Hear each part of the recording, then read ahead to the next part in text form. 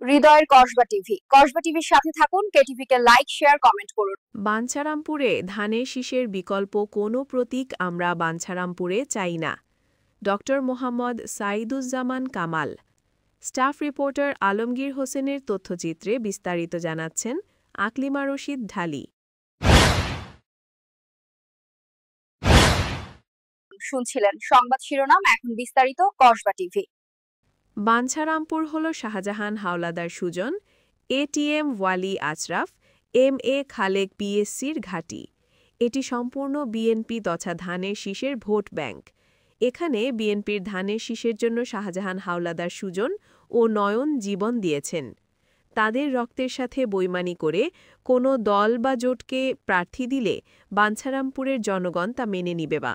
তাই বাঞ্ছারামপুরের মানুষের জোর দাবি এখানে যেন ধানের শীষের প্রার্থী দেওয়া হয়। ব্রাহ্মণবাড়িয়া জেলার বাঞ্ছারামপুর উপজেলার তারুণ্যের অহংকার বিএনপির ভারপ্রাপ্ত চেয়ারম্যান তারেক রহমানের ৩১ দফা বাস্তবায়নের এক গণমিছিল ও সমাবেশে তিনি একথা বলেন।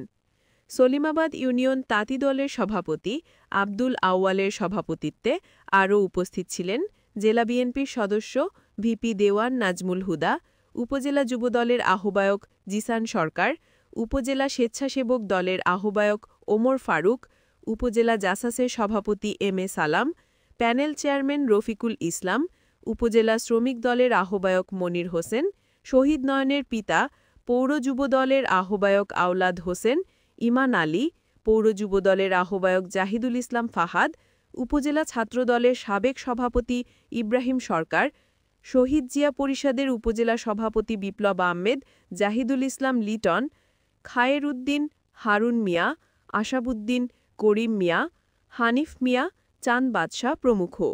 ফারজানা রশিদ ঢালি।